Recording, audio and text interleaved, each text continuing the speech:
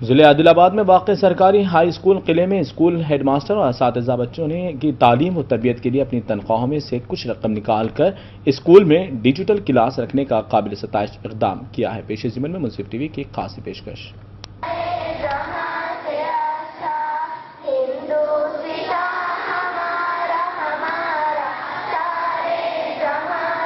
اللہ تعالیٰ کا شکر گزار سمجھتا ہوں، کیونکہ اللہ تعالیٰ نے ہم کو گورنمنٹ سروس سے جو نوازا ہے وہ سب سے بڑی بات ہے۔ عام طور پر گورنمنٹ سروس میں آنے کے بعد لوگ یہ سمجھتے ہیں کہ اب ہمارا کام جو ہے ختم ہو گیا، اب تو ہم کو سکون سے گزارنا ہے، لیکن میں سمجھتا ہوں اللہ تعالیٰ نے جو ہم کو موقع دیا ہے، اس موقع کا بالکل پورا فائدہ اٹھانا چاہیے۔ عادل آباد شہر کے خلاف اس لیے موجود ہے کہ یہاں پر انہوں نے کچھ اپنا ایک اچھے طرز پر ایک اچھا کام کیا۔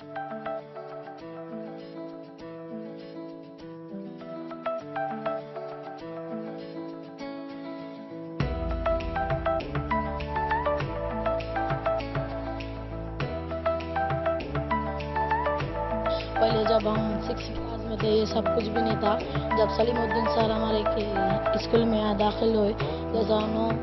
یہاں پر آئے ہمیں سب بتایا جا رہا ہے، اور جو ہمیں نہیں سیکھے تھے وہ ہم سیکھ رہے ہیں، اور ہمیں بہت خوشی ہو رہی ہے یہاں پر۔ آج اس اسکول کے اندر جو ترقی دیکھی جا رہی ہے، اسکول کی عمارت سے لے کر تعلیمی نظام کی جو بہتری ہم کو یہاں پر دیکھنے کو مل رہی ہے، یہ کسی تعریف کی بات نہیں ہے، لیکن حقیقت بیان کرنا بھی بہت ضروری ہے، چونکہ آج کے دور میں بہت کم لوگ ہمیں ملتے ہیں کہ اپنی دلچسپی کے ساتھ اس طریقے کا اظہار کرتے ہیں، یہاں تک بلکہ اپنے خود کے جیب کا پیسہ لگا کر بھی ترقی کی بات کرتے ہیں اور ترقی کر دکھلاتے ہیں۔ بولنے میں اور کہنے میں بہت سارا فرق ہمیں نظر آتا ہے۔ عادل آباد کا قلعہ ہائی اسکول کوئی تعارف کا محتاج نہیں رہا، کچھ تو بدلاؤ ہم کو یہاں پر دیکھنے کو مل رہا ہے، اور یہ بدلاؤ کوئی سرکار کی جانب سے دیے گئے پیسوں سے نہیں ہے۔ یہی چیز ہمیں کچھ خاص یہاں پر نظر آئی۔ بالکل اپنی خوشی سے اور اپنے اسکول کے بچیوں کے لیے خاص طور پر ہم نے یہ قدم اٹھایا، کیونکہ یہاں پر پریئر سے لے کے اسکول اینڈنگ تک وہ لوگ محفوظ نہیں تھے، تو ان کی حفاظت کے لیے گیٹ ان کی حفاظت کر سکتا، کوئی بھی ہمارے اسکول میں دیکھ نہیں سکتے، اس لیے ہم لوگ آگے بڑھ کے ہم لوگ اپنی مرضی سے دیے پیسے۔ یہاں پر بچوں کی سیفٹی نہیں ہو رہی تھی، بچیوں کی خاص طور پہ پورے بوائز آ کے کھڑے جا رہے تھے، اس لیے ہم اپنی مرضی سے دیے جو بھی۔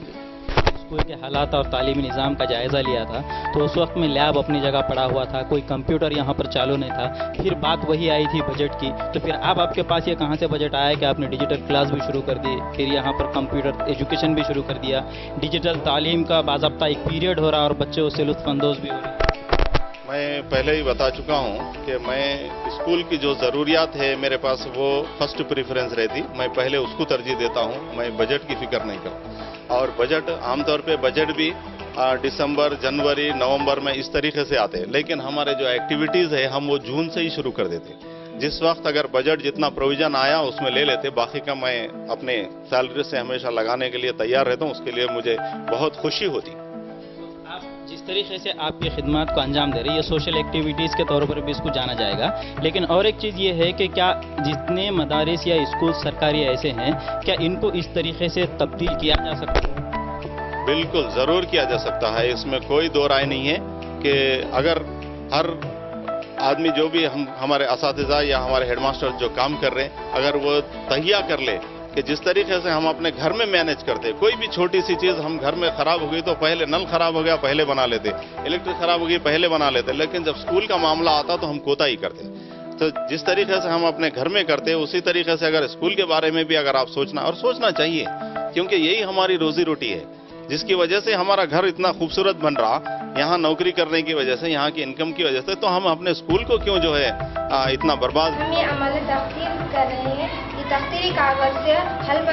ناحل پذیر چیزوں کو ہم روک سکتے ہیں، اس کے بارے میں ہم عائشہ میڈم نے یہ سکھایا۔ اور ہم اسی اسکول کی حقیقت کو جاننے کے لیے ان طلباء سے بھی بات کریں گے اس اسکول کے کہ یہاں پر جو چیزیں دی گئی ہے حقیقت میں یہ امپلیمنٹ ہوتی ہے، اس کے اوپر روبہ عمل لایا جاتا ہے یا صرف ایک محض دکھاوا ہے۔ تو آپ یہ بتائیے کہ جتنی چیزیں آپ کو لائبریری کے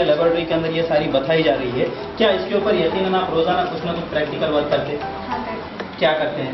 जैसे कि ये आप आयशा टीचर से पूछ रहे हैं, वो उसके बारे में भी जानते नहीं थे, अब जान चुके हैं। जैसा डिजिटल क्लास में थोड़ा हमें समझ में आया तो नीचे सर हमारे क्लास में अच्छा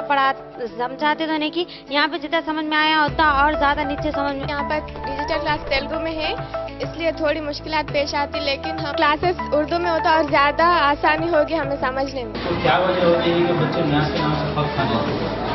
मैथ्स के नाम से डरने की वजह एक ही होती है कि बच्चों को जहनी मशक करना ज़रा ज़्यादा तकलीफ होता है, और ओरल जैसे सोच ज़ाब्ते याद करना, ये सारी चीज़ें आज के सिलेबस के अंदर तकरीबन ख़त्म होगी। पहले यही चीज़ें